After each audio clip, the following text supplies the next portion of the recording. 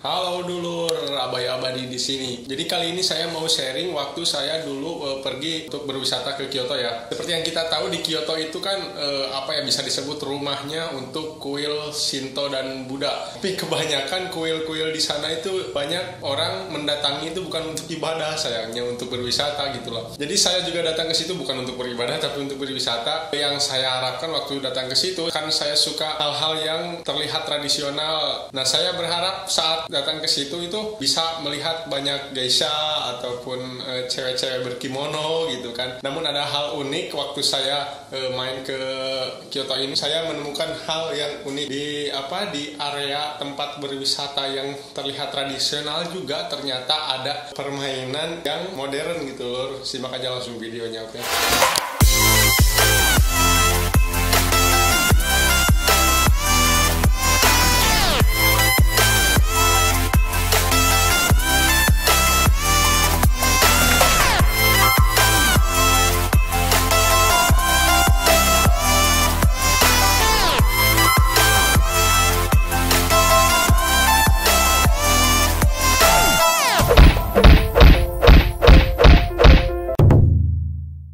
Buat kalian yang main ke Jepang, pastikan bawa plastik sendiri buat sampah dan bawa toilet sendiri. Guys, ini tuh spot yang paling terkenal di Kiyomizu daerah. Ada apa? Ada pagoda. Bukan pagoda pastiles. Pagoda salib. Tempatnya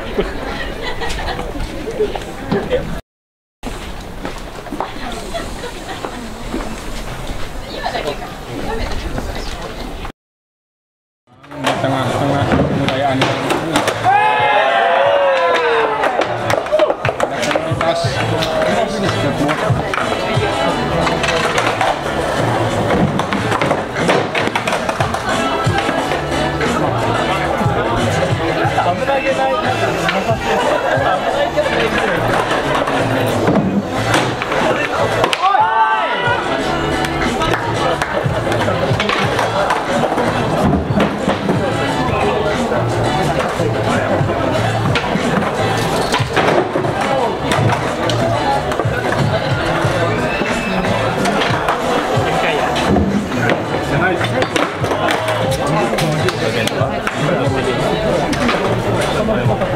Gitu kan. Nih